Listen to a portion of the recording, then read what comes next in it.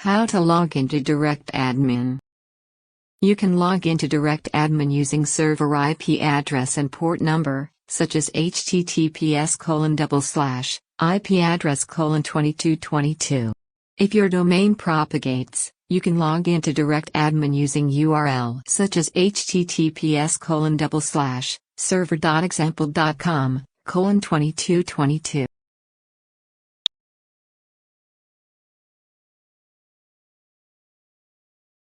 Here server.example.com is your server hostname and 2222 is the port number.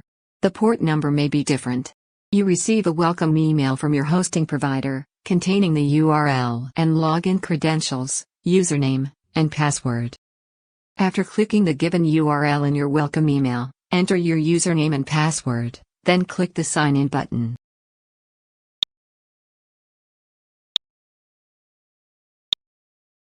Whether you are admin, reseller, or user, DirectAdmin offers 3 access levels. From this interface of DirectAdmin, you can manage your domain and perform other web hosting related tasks. Thank you for watching.